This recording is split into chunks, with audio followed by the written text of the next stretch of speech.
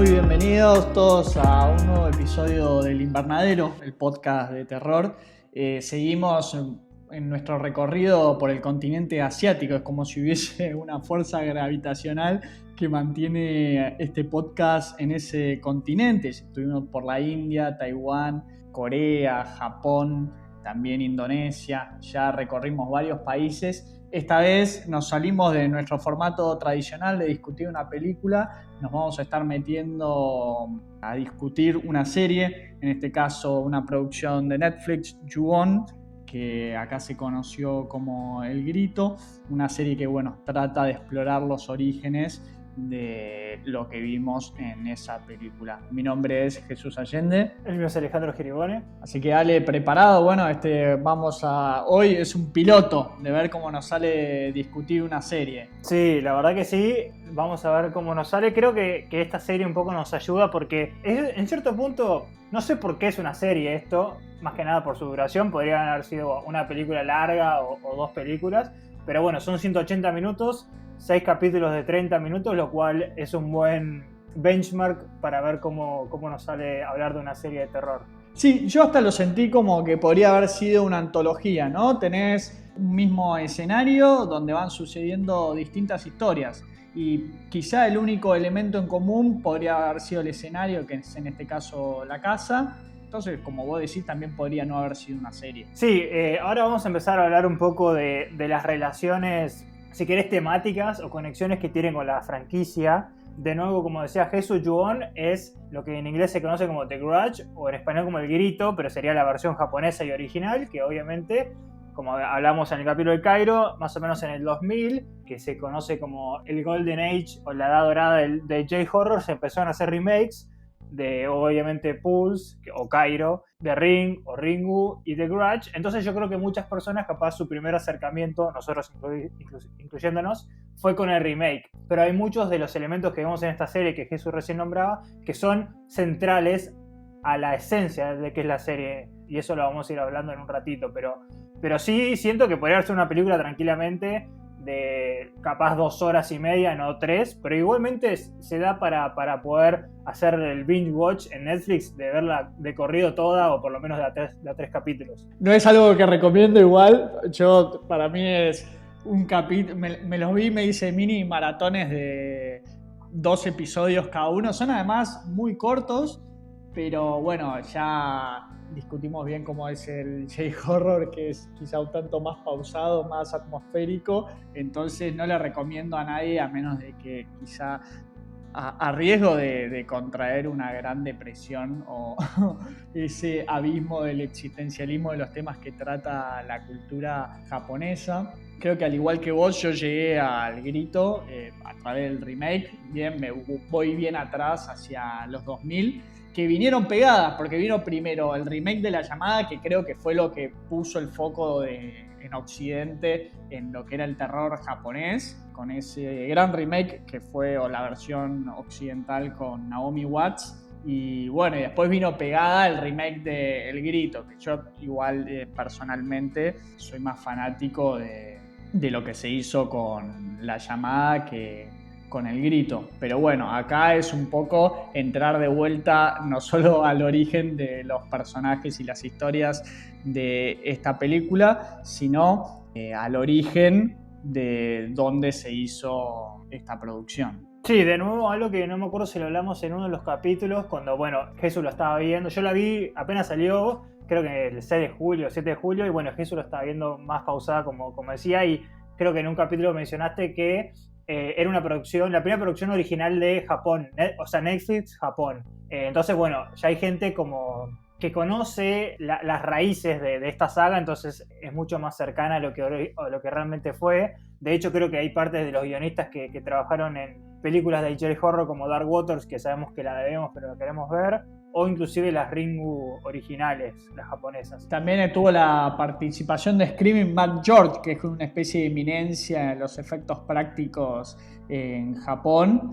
y que volvió para esta producción que después lo vamos a hablar un poco, que tiene un tinte más gore de lo que fueron las cintas originales. Esas son las primeras cosas que cuando nos metamos más de lleno voy a tratar de mencionar, que hay muchos elementos que se comparten, pero el tono es distinto, es mucho más real o qué sé yo, no real, pero anclado en algo más físico, como podría ser algo que nos viene acostumbrando el cine de terror francés, que es súper violento por momentos, pero yo creo que se adapta bien con lo que trata Ju-on, ¿no? De una maldición que no cesa contra nada. Pero si querés, lo que me gustaría hacer un ratito es hablar un poco de cómo se origina Ju-on ahí en los 2000. Es una saga que, si no es por, ¿cómo se llama? La de Jason, ¿cómo se llama la de Jason? Viernes 13, ¿no es? Viernes 13, sí.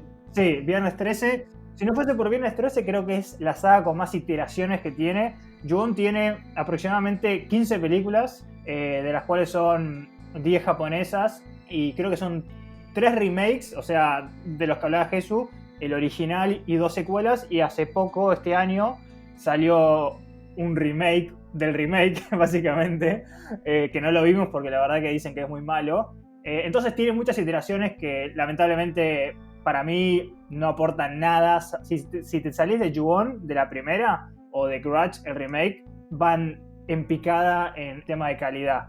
Pero sí tiene muchas iteraciones y en cierto punto mantuvieron viva la franquicia. Sí, son esas sagas que se popularizan y después empieza esa producción fordista de que ya sacamos cinta a lo loco con un tratamiento cada vez más superficial de lo que es los personajes. En el caso justamente de Ju-on, creo que también son historias que no las podés exprimir más de lo que es el material original. Entonces, hacer 15 películas de esto es una locura, porque es muy difícil reinventar la historia, ¿no? Sí, es muy difícil. Creo que las primeras 5 películas, porque también esto ahora lo voy a explicar cuando explique un poquito la historia. Originalmente la idea que dio Génesis está en manos de Takashi Shimutsu, que es el director y creador. Él iba a una escuela de cine en Tokio donde él estaba bajo la tutela de quien a partir de ahora es de nuestros directores preferidos, que es Kiyoshi Kurosawa, y hizo un corto, ¿no? Como típico estudiante de cine, y a Kiyoshi le gustó mucho ese corto, para lo cual como que lo fogoneó o lo puso en contacto con gente para que haga un corto un poco más extenso, para que esté en una antología como podría ser el, no sé, VHS, ¿no? Pero obviamente en los 90.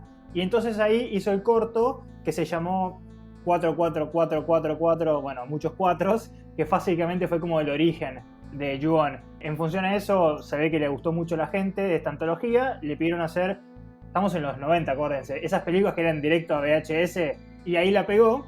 Hizo una secuela directo a VHS también, que la volvió a pegar, y ahí recién hizo su tercera película, hizo el remake de estas 2 películas de VHS, pero ya en el cine, que sería Ju-on The Grudge, en el 2003.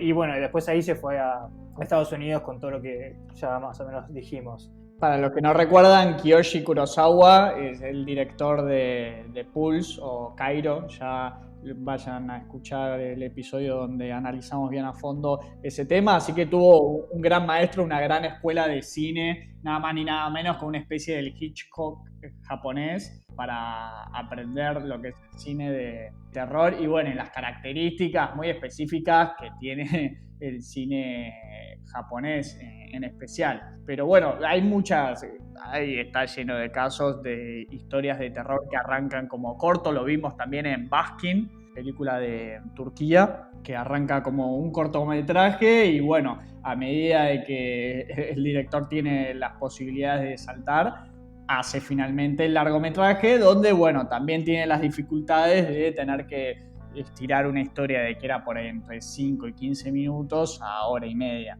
Sí, obvio, y muchas veces se siente, ¿no? Que le cuesta eso, porque a veces una historia que suelen ser mucho más originales cuando son cortos no lo podés sostener en 90 minutos o más. Pero bueno, acá quiero poner en texto lo que son el estilo. Hay un estilo de las películas de Ju-on que yo creo que si únicamente tu acercamiento fue con el remake no lo entendés, como creo que es algo que te pasó capaz a vos, Jesús. No la historia, sino por ejemplo, el génesis de una película de Ju-on es que está narrada en series. Son generalmente 6 capítulos, cada capítulo es un personaje distinto y el único personaje central es la casa. Eso es tipo Ju-on 101. O sea, eso es lo esencial de Ju-on. Que en el remake obviamente no pasa, porque el remake creo que era la de Buffy, me parece, la actriz, Sarah Gellar. Sarah Michelle Gellar, sí, que además que viaja a Japón, o sea, lo único que hicieron para tratar el material original es que por lo menos está a diferencia de La Llamada, que está seteada en Estados Unidos, creo que en un momento viajan a Europa, puede ser, o no sé si a dónde es que viajan, en el remake con justamente Buffy, la cazavampiros, se trasladan a Japón y bueno, tratan por lo menos de cuidarlo por ahí, por más de que la protagonista es una actriz norteamericana. Yo creo que no se podía hacer de otra manera. No sé muy bien cómo le fue también a The Ring, dado que en definitiva esto lo hablamos en el capítulo de Kairo y el folclore japonés. Tanto el fantasma o la presencia de Ju-on, que es en Japón es Sadako, es un onryo. Básicamente es un fantasma japonés anclado en el folclore japonés. Entonces, si lo sacás de Japón, sería muy difícil justificar narrativamente por qué existe y por qué no es un fantasma o demonio típico occidental. Con el remake de Naomi Watts, Samara funciona bien, que por eso vuelvo a lo que dije al principio del episodio, de que con esos dos, más que remake, reversiones occidentales, me quedo con la de La Llamada, que bueno, que es casi una película de culto de terror. Muchos entramos al terror por ahí, siendo más chicos, obviamente. Sí, pero sin duda. Yo, además de Ju-on Origins, esta semana volví a ver la primera de Ju-on cinematográfica, o sea, esta que hablé del 2003, y para encontrar así los elementos temáticos que tienen en común, entonces ya estamos hablando de que todas están narradas en una forma de series. Generalmente son 6 capítulos, cada capítulo es el nombre de un personaje, y el segundo elemento, que también lo vemos en la serie, es que hay un caos temporal. No se desarrollan en orden cronológico estos capítulos, ¿no? A veces pasan cosas simultáneamente, a veces dan saltos hacia el pasado, dan saltos hacia el futuro, porque como lo que hablamos antes, hay una ausencia de un protagonista en esta saga.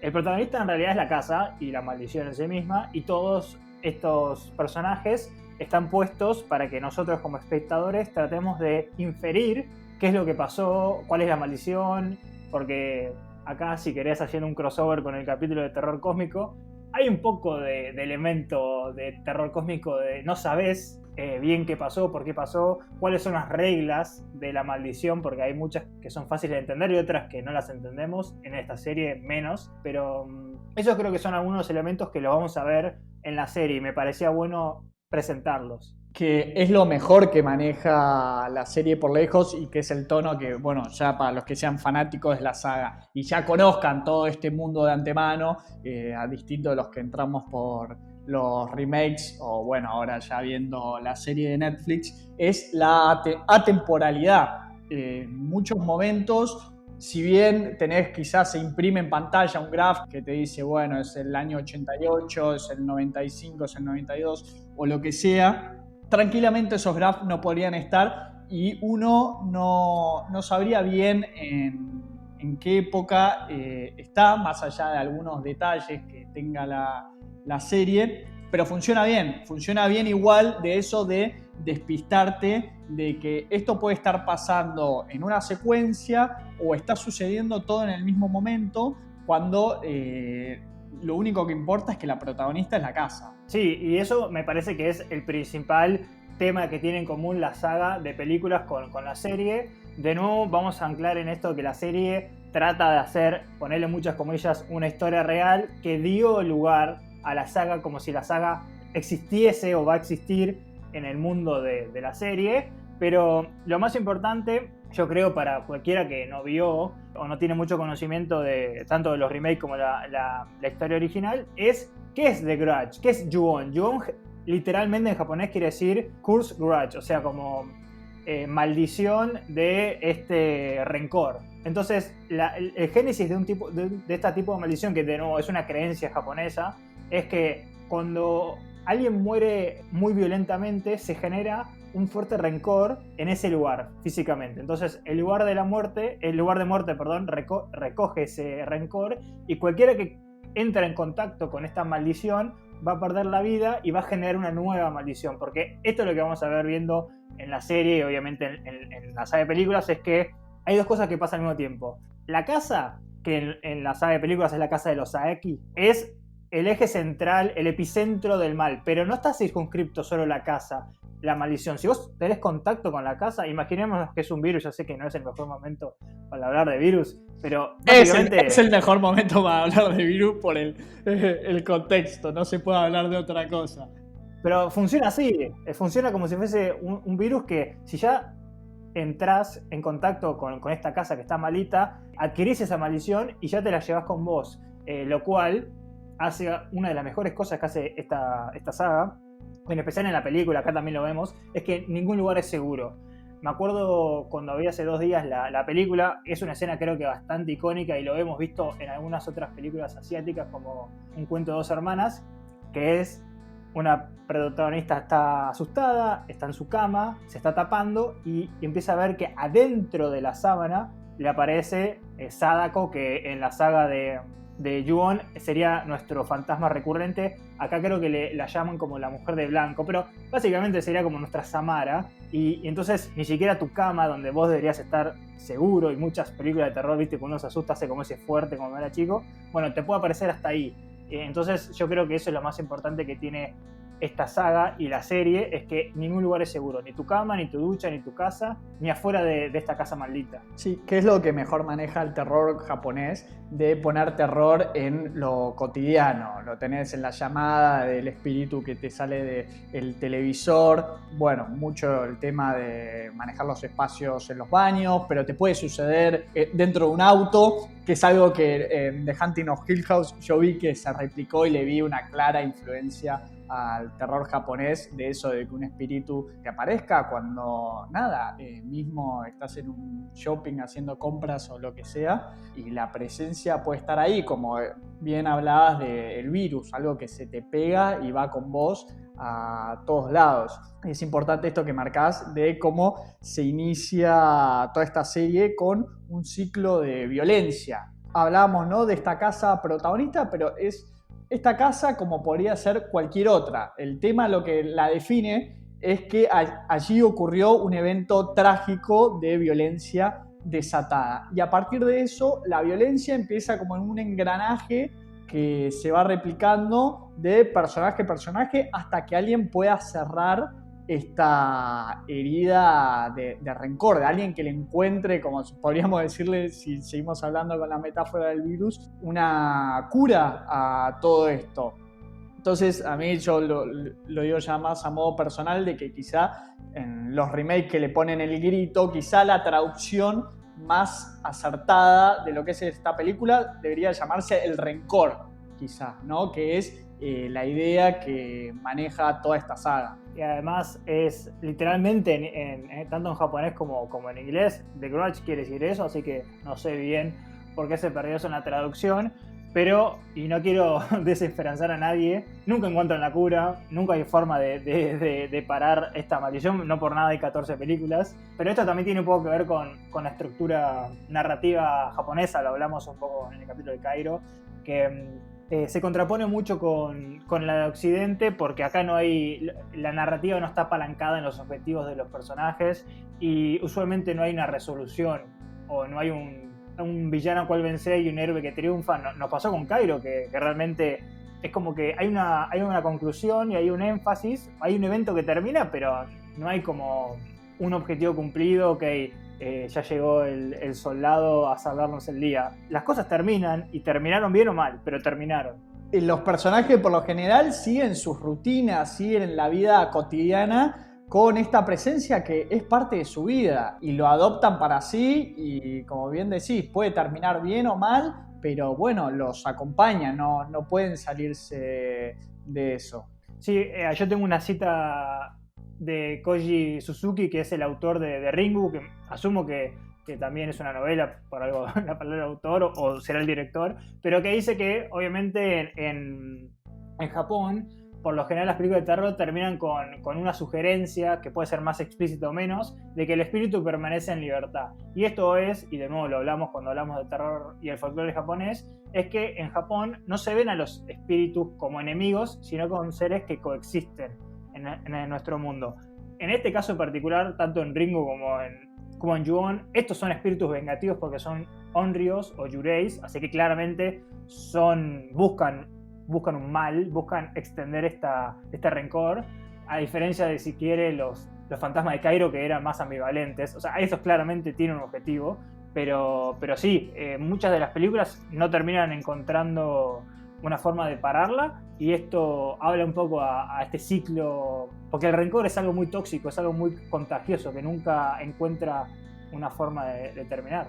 Mira, como lo vi yo después de haber terminado la serie, lo que es el elemento así sobrenatural, los espectros o las figuras, ya sea de los onryo o cualquier otro tipo de espíritu, lo que vienen a mostrar es una representación física en el sentido de que en la pantalla lo podés ver. Sí, antropomórfica. Claro, justamente de este rencor, pero en realidad yo en ningún momento lo sentí como que eran los que movían los hilos y todo, sino que verdaderamente el mal está en las personas, en cómo es esto, en cómo se dejan llevar por ese rencor, por los distintos hechos que fueron marcando su vida y siguen reproduciendo estos ciclos de violencia. Pero el mal está en las personas, más allá de estos espíritus, que para mí cumplen la función de representar esa maldad y ese rencor, pero que los que llevan al final a cabo las acciones son los humanos y los que se tienen que responsabilizar por cada una de las acciones que llevan. Sí, usualmente en las películas de Ju-On hay como dos tipos de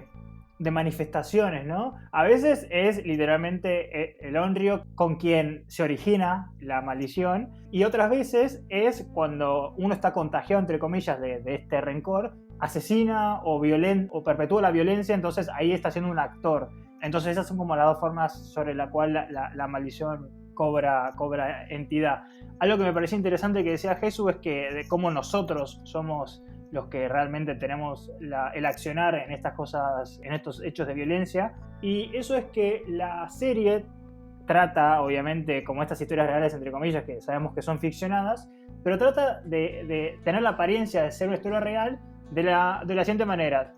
En casi todos los capítulos hay menciones a casos reales, casi todos son o asesinatos o elementos violentos. Creo que uno de los primeros que vemos, siempre están como en la tele o en el fondo o en el diario, hay una escena que vemos en la tele, como creo que es un barril, y te ponen 3 fotos de 3 chicos de secundaria, y bueno, básicamente era un asesinato de una chica que habían encontrado enterrada en ese barril.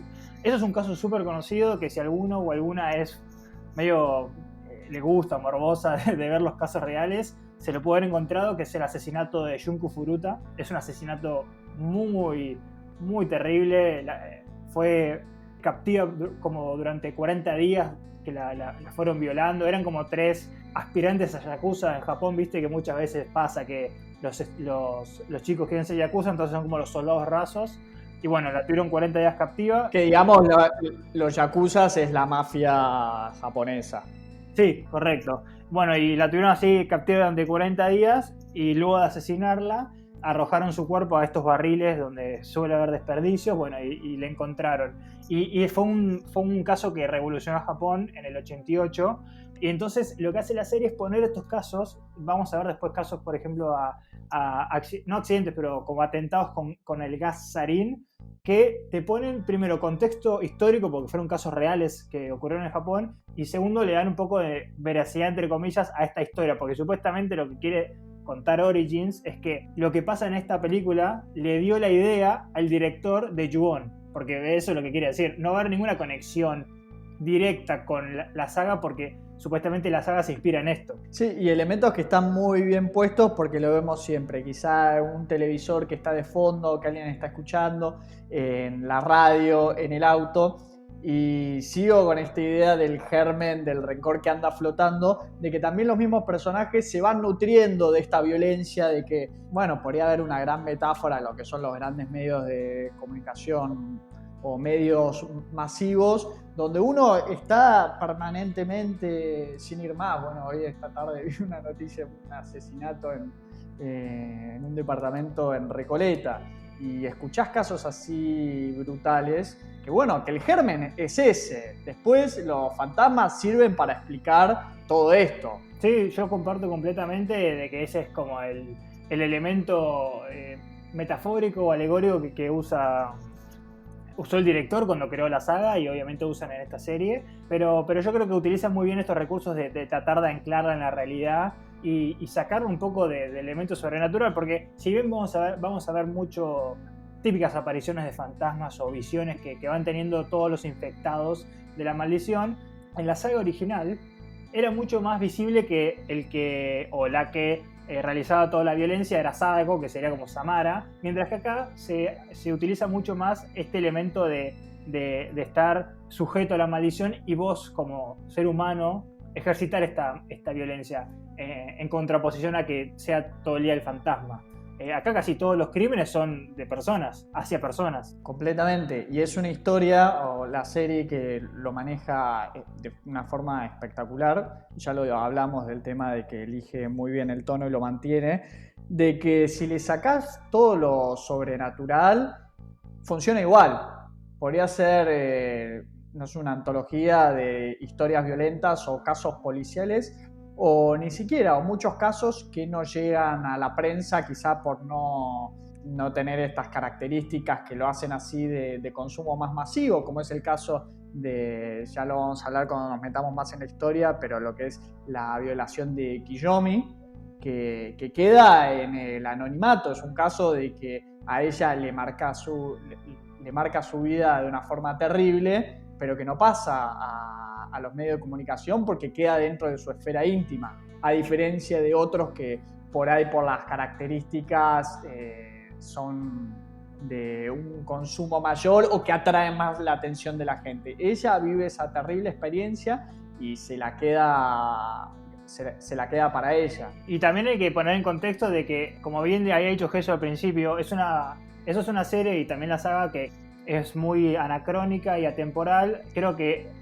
la gran porción de los capítulos pasa entre el 88 y el 97, y también hay que tener en cuenta ese contexto social y mismo el rol que tiene la mujer en Japón, y capaz por eso Kiyomi no intentó hacer nada para exponer esto, aunque yo creo que ahí más el elemento narrativo, y si querés acá sí arrancamos a hablar de la serie, que sería el primer caso, que sería el de Kiyomi, que es esta chica adolescente en Japón, que va con estas dos amigas o conocidas, nunca te queda claro si son muy íntimas, y este chico. No, ahí tengo un toque para poner el contexto del caso de Kiyomi. Ella se acaba de mudar a la ciudad, ¿no? Es nueva, claro. Colegio nuevo. Sí. No me acuerdo cómo era el caso, si ella venía de un colegio privado a un colegio y va a un colegio público, o al revés, de un colegio público a un colegio privado, pero estaba cambiando de una institución a otra. Y mismo llega a su primer día de clase, ni siquiera están todas las demás alumnas con un uniforme y a ella no le había llegado el suyo, entonces ya viste ese contraste de que ella es la nueva, la distinta, todavía no pudo entrar en esa masa homogénea de alumnos. Y ya viene con una carga de su pasado que no sabemos muy bien, tiene una relación con la madre bastante complicada. Ella insinúa en algún momento de que también había tenido una aproximación sexual, no sé si de un profesor hacia ella en la escuela anterior, y por eso la tuvieron que cambiar, pero la madre le echa la culpa a ella de esa situación, cuando en realidad ella había sido la víctima. Bueno, y con ese contexto, tratando un poco, lo apresuré un poco, es que cae con estas dos amigas, que en realidad no son amigas, sino que eran compañeras de la clase, que le invitan a visitar una casa abandonada. Sí, y capaz, ahora con ese contexto, sí, capaz ella quería hacer amigas rápidamente y por eso accede a esta casa, que obviamente va a ser la casa maldita, por llamarlo de alguna manera, donde todos estos incidentes van a ocurrir, o por lo menos que se van a contagiar de la maldición. Se termina encontrando con un compañero de estas dos, que es Yudai, y lo que al principio parecía como algo lindo, o kawaii, ¿no? Si se quiere, como dicen en Japón, se convierte en algo muy muy dramático y muy violento en muy poco tiempo. Esto es el capítulo 1, ponele a los 15 minutos o no sé cuánto. Sí, porque ella va engañada por estas dos compañeras, le hacen el engaño de que van a ir a ver unos gatos en una casa abandonada, no sé qué, si le gustan los animales. Y cuando están en camino ahí, lo toman a este Katsuji o Yudai. Estuvimos discutiendo antes del episodio cómo se llamaba este personaje. Y ella desconfía al principio, porque están yendo 3 mujeres con un tipo que no conocen, pero ve que es amigable con las amigas, entonces van. Y bueno, ahí van los 4 a la casa y era claramente una emboscada hacia ella. Y acá, bueno, pasan a Yudai o como se llame, pasa a violarla.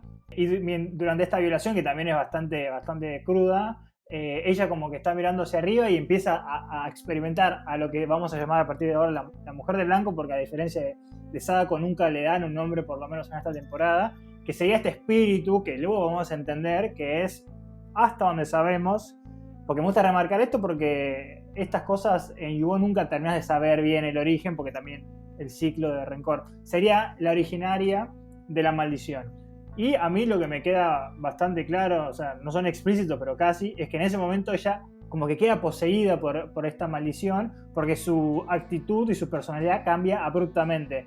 De, obviamente, una persona pasiva, porque está siendo sujeto a una violación, a tener una personalidad muy persuasiva, hasta maliciosa, y como que se quiere conquistar a este violador, ¿no? A este Yudai. Sí, tiene un cambio brusco de personalidad en muy poco tiempo. Obviamente lo puedes relacionar al shock postraumático, porque también de la violación participan sus compañeros. Sí, le sacan fotos como para hacerle... para estafarla. Claro, le sacan fotos, la retienen mientras el otro mientras Katsuji la está violando. Después ella queda en esa habitación sola y los demás se van a tener relaciones sexuales en otra habitación. Y ahí, bueno, después de tener el encuentro con, bien lo mencionaste, la mujer de blanco, tiene este cambio brusco en la personalidad, donde se vuelve maligna y también tiene mucha personalidad, se puede decir, porque pasa a ser una persona que parece que ya no la pueden pasar por arriba o que puede tener esta sumisión. Y se va de la casa con el que es el violador, pero en una actitud casi como si fuesen de pareja, cuando el elemento que desencadenó esa relación es tremendo. Sí, y no solo eso, sino que de alguna manera se las rebusca con esta persuasión que tiene, que obviamente es en algún punto sobrenatural porque está poseída. Se la rebusca para convencer a este chico, que también es un estudiante, para que asesine a la madre, que ya había dicho Jesús que tenía una relación tóxica, es bastante sutil, era muy mala esa relación, se culpaban constantemente y bueno, lo convence para que la asesine con un elemento que va a ser recurrente durante toda la serie, que es el teléfono, ¿no? Un teléfono de línea, estamos en el 88, esos que eran a rueda, me parece que era inclusive, y ves, sí, a disco. A disco, eso, a rueda me salió.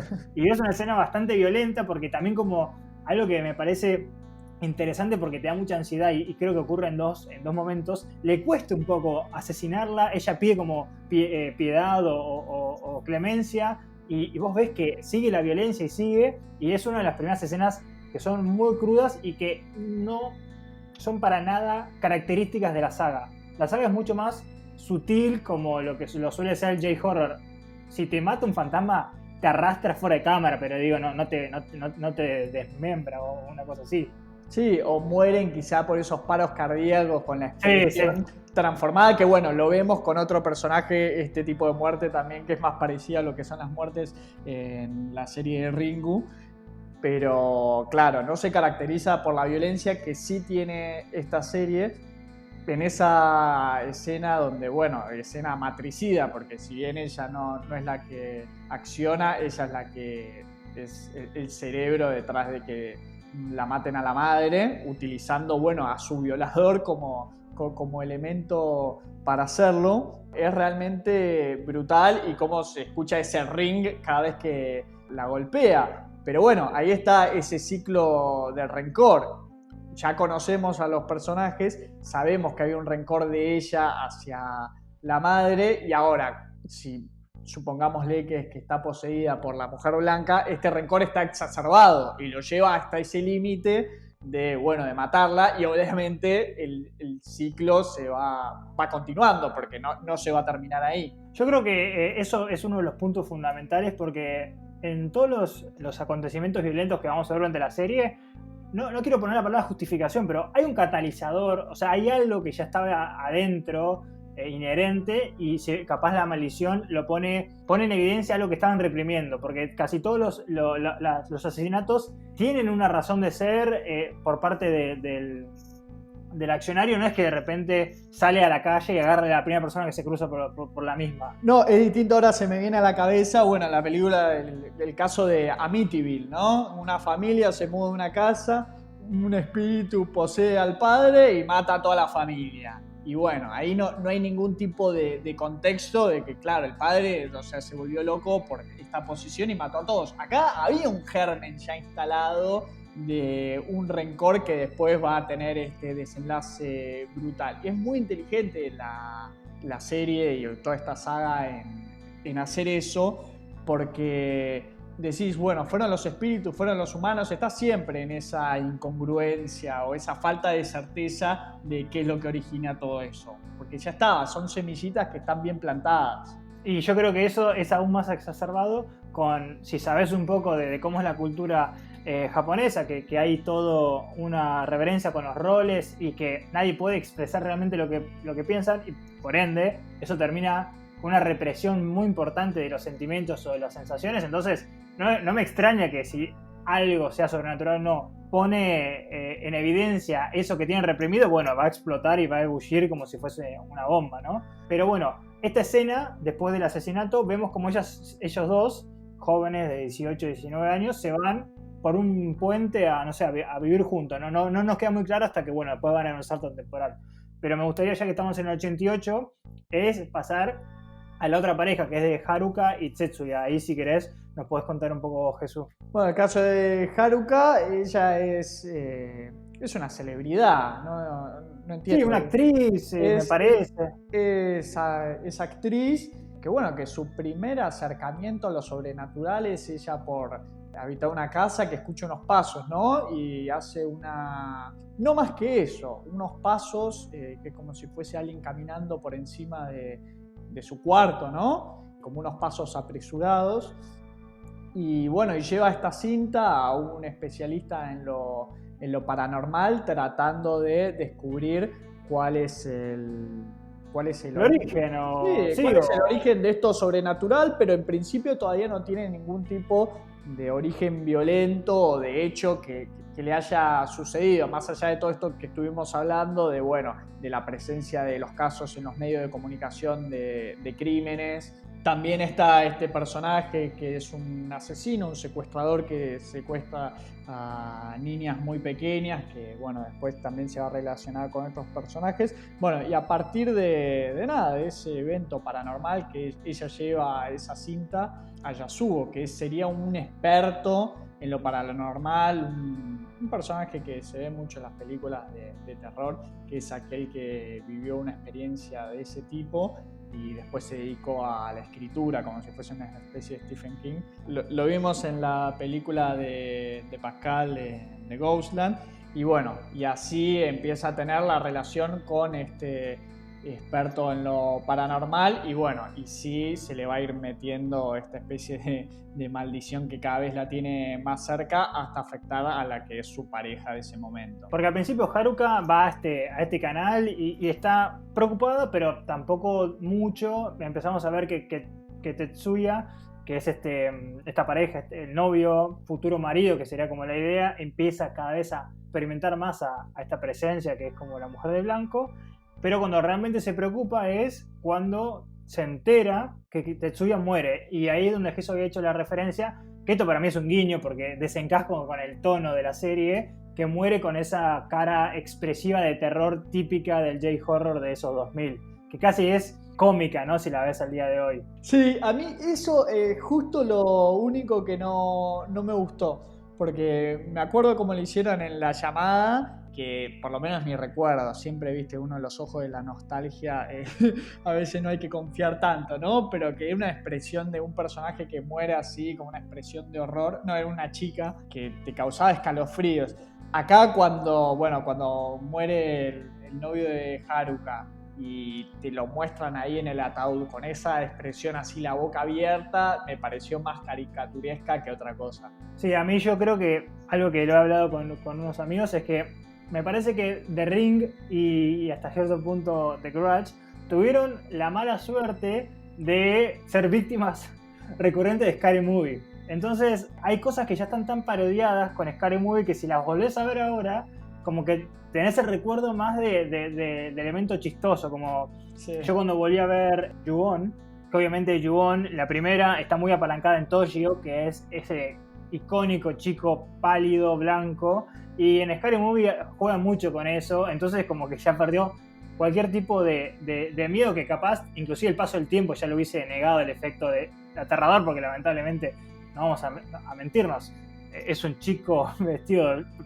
pintado de blanco, o sea, no asusta, pero aún peor es este efecto de Scary Movie. Sí, pero bueno, es como lo único que le puedo remarcar y creo que tiene mucho que ver con el elemento de que fue muy parodiado, como bien mencionaste recién, pero no, tal le podrían haber hecho, ya que lo tenían al maestro de los efectos prácticos, este que mencioné, Screaming Mad George, quizá haberle puesto un poco más de empeño en que sea más tétrico. A mí me dio más gracia que otra cosa, pero bueno, es de estas muertes que se asemejan más a lo que son las versiones originales de Ju-On, de lo que es esta versión que fue más por lo grotesco, lo más visual, visceral y el gore. Sí, pero que sería como, la idea detrás es que se murieron de miedo, que tuvieron tanto miedo que no sé, les dio un paro cardíaco.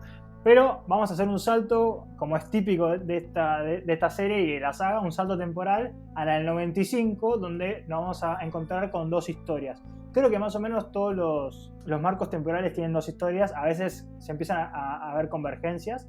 Pero bueno, ahora tenemos de nuevo a Kiyumi, que se fue con el violador, que ahora es su novio, que claramente te das cuenta que no es una relación sana, sino que están como mínimo los dos con la maldición, entonces creo que eso es como el nexo que los mantiene y ya capaz perdieron noción de su ser, pero tienen una criatura, ¿no? Que se llama Toshiki, que acá no sé si tiene algo que ver el tema de los nombres o no, pero me parece como mínimo interesante que se llame Toshiki, que es muy parecido a Toshio, que como ya dije es el niño icónico de Ju-On, está en todas las Ju-On.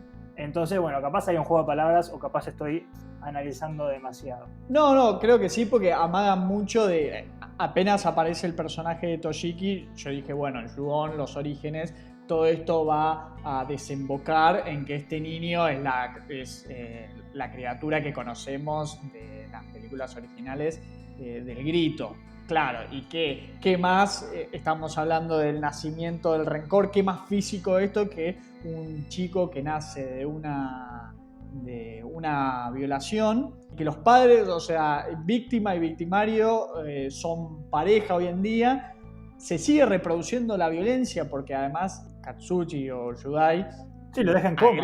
Agrede físicamente de forma permanente tanto a Kiyomi como a su hijo, entonces es todo un ambiente muy, muy asfixiado, todas esas escenas verdaderamente, la forma en la que viven, decís qué mala vida que tienen, o sea, es imposible que un niño pueda nacer, pueda crecer de forma sana en ese ambiente donde se respira tanta violencia. Sí, pero sin duda, y además te agarra un poco de claustrofobia porque también toda esta violencia se genera en un ambiente típico japonés que es chiquísimo. Muy cerrado. Un monoambiente característico es una mansión en comparación de estas cosas. Y lo que había dicho antes es que, bueno, Yudai, o como queramos llamarlo, en este rencor o esta maldición que no puede frenar, se pone iracundo y agarra un teléfono de nuevo y lo muele a golpes a pobre Toshiki al punto que lo internan y aparentemente está como en un estado de coma inducido o no está respondiendo, ¿no? Entonces desde ese momento ya va a estar ahí Toshiki, que yo creo que va a ser un personaje como mínimo importante porque por algo lo dejaron ahí, lo dejaron vivo porque tranquilamente lo podrían haber matado y hizo quedado más evidente la maldición, este rencor. Sí, pero porque el caso de Toshiki siempre juegan con el niño fantasmal, porque habla de una manera también muy enigmática, muy hasta premonitoria, ¿no? De que siempre les está advirtiendo a los padres que escapen, ¿no?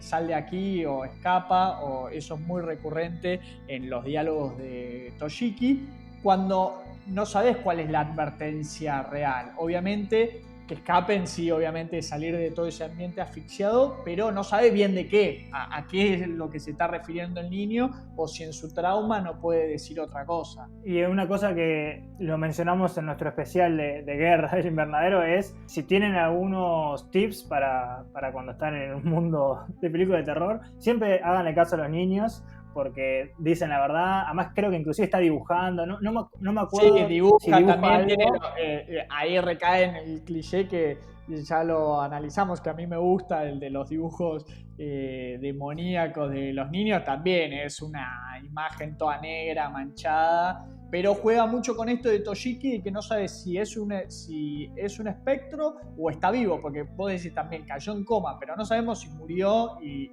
no terminan de cerrarte eso. No solo eso, porque mientras él está en coma, Yudai o el padre tiene como mínimo visiones de Toshiki, lo ve en lugares que no debería estar, entonces nunca te queda claro si él ya está muerto, porque obviamente si estuviese vivo no podría aparecer. Sí podemos interpretar que son visiones porque él está maldito, porque el padre está maldito, pero bueno, de nuevo, son esas incógnitas que no van a ser resueltas como mínimo en esta película, en esta serie. Pero lo más importante es que, bueno, después Yomi, que es la madre, vemos que se rebusca la vida siendo una prostituta con extranjeros. Ahí vemos que no nos queda muy claro si ya no están viviendo juntos con el padre, porque bueno, se vuelven a encontrar, lo cual llega al asesinato, ¿no? de Yuomi hacia Yudai, que lo ahoga en una, de nuevo, lo termina ahogando de nuevo, en la claustrofobia acá juega muy fuerte en algo que no sé qué es, porque no es una bañadera, no es nada, no entra nadie ahí, y lo termina ahogando. Ya vos a Yudai ya lo ves como un cuerpo sin personalidad, está como, para mí yo lo sentí como tan corrompido por la maldición que casi que es un zombie caminante, no tiene expresión ni nada, bueno, pero lo termina asesinando. Y ahí ya, si querés, ves que Kiyomi está en un estado distinto de la maldición, que ya por lo menos está siendo actor de sus asesinatos, no está siendo como la mente persuasiva que había sido con su madre. Sí, porque hasta ese momento, hasta que finalmente se libera de este personaje siniestro, pero que a la vez es el padre de su hijo, entonces entendés que tiene una relación de una simbiosis completamente siniestra, porque Kiyomi vive de la prostitución, que la tiene que ejercer en su propio departamento, ahí en el que vive con su hijo y con Yudai.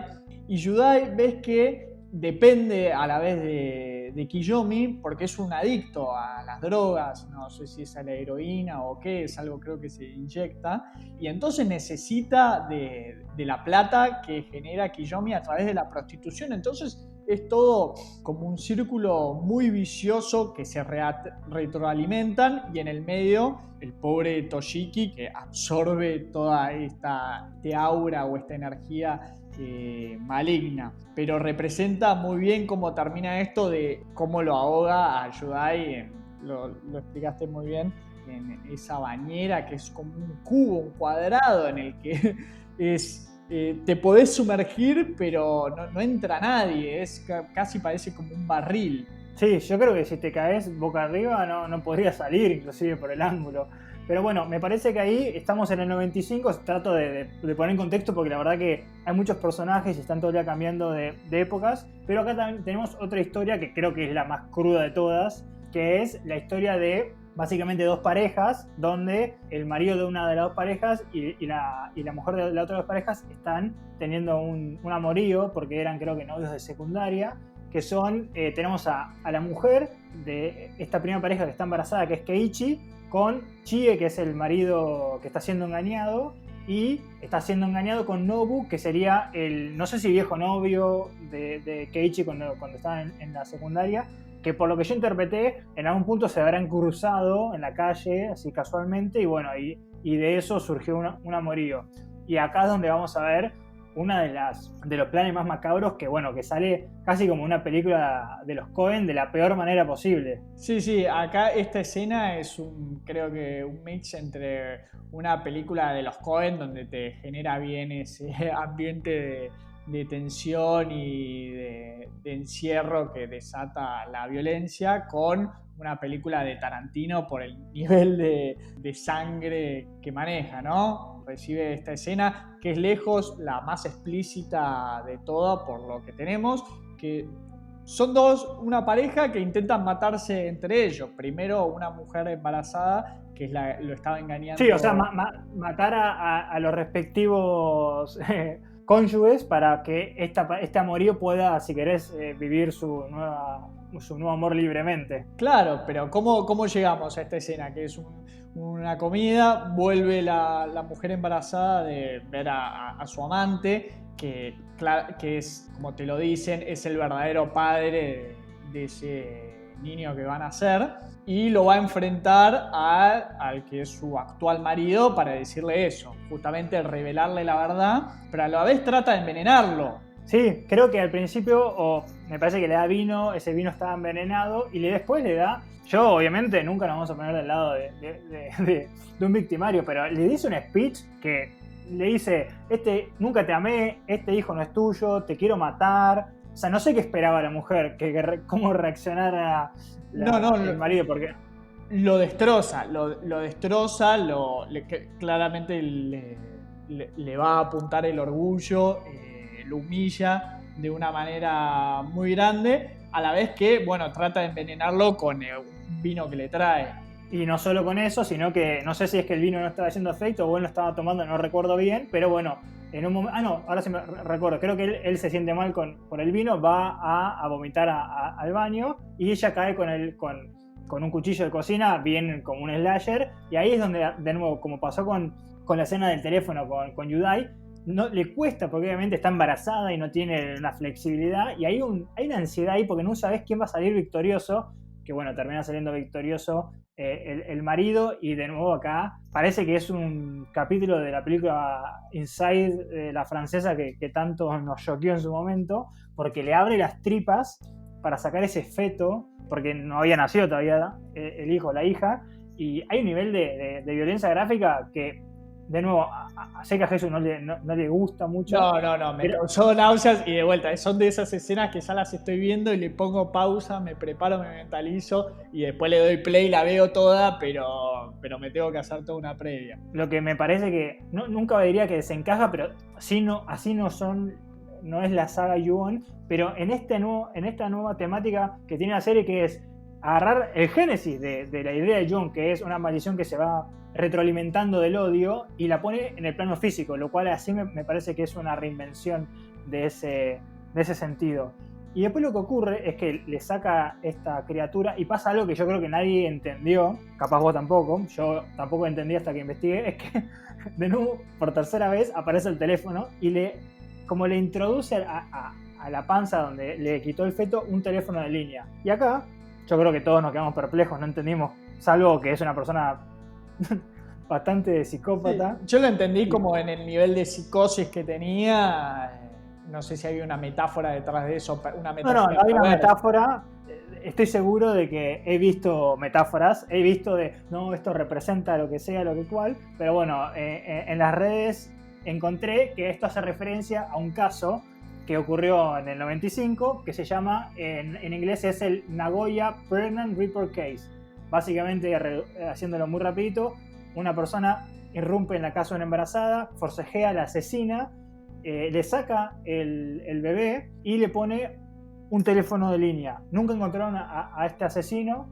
El bebé sí estaba vivo, el marido de esta pareja vuelve y encuentra el bebé y encuentra toda esta situación, pero bueno, lo que está haciendo eso es haciéndote la referencia de esto es este caso real que pasó en el 95 y que nadie en el occidente lo hubiese conocido. Va por ahí, no es que quiere decir que el teléfono quiere decir la desconexión. No, pero es toda esta idea de querer relacionarlo con Ju-on, de decir, mirá, fue toda esta presencia maligna. Exacto. Está Lo vinculada. cual me parece inteligente.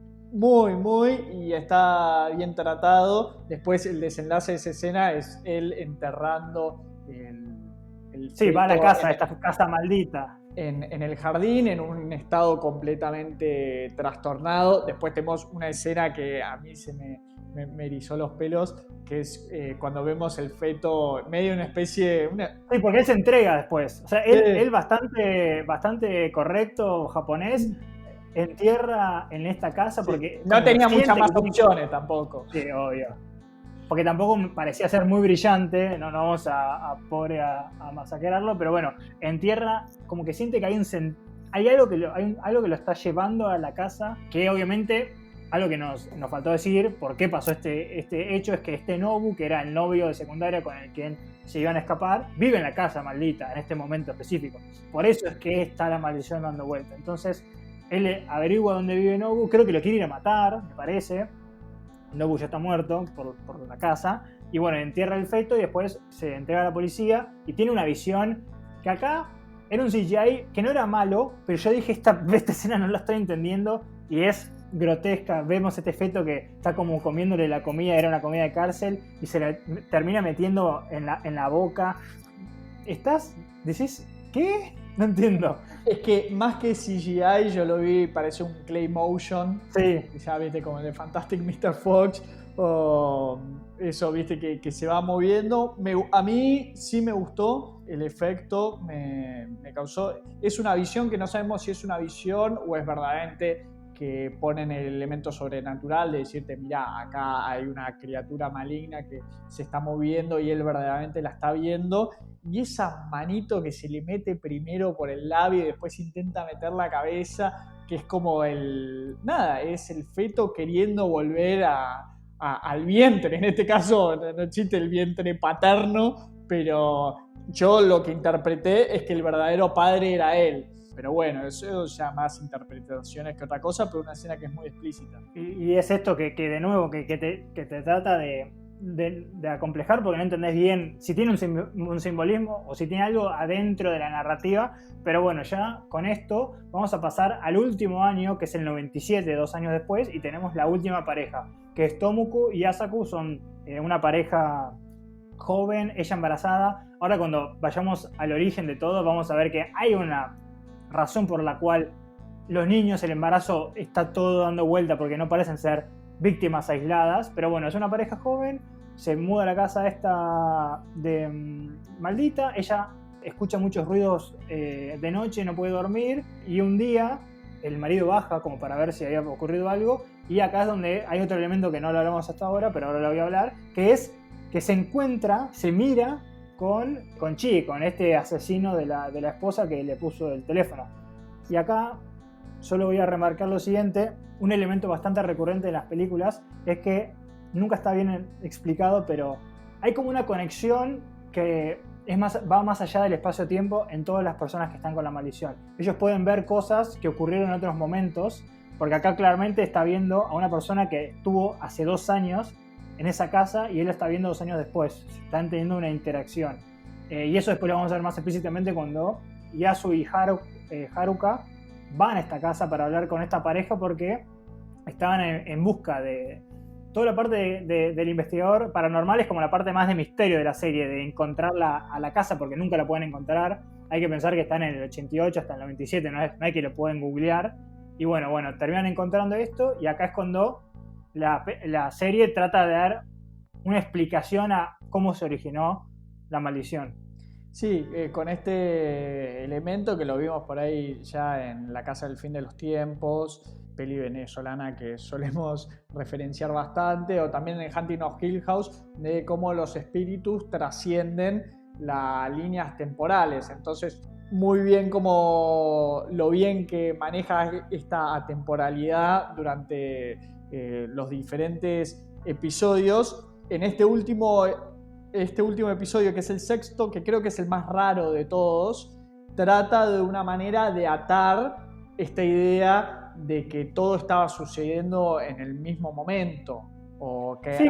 hay una especie, ¿no? de cómo el espíritu se maneja con una percepción distinta del tiempo de la que tienen las personas físicas. Sí, hay algo de eso, nunca queda claro, pero sí es algo que ha ocurrido. De hecho, en la Ju-On original pasa de que un personaje ve a su hija mucho más grande porque la hija varios años después estaba en la casa.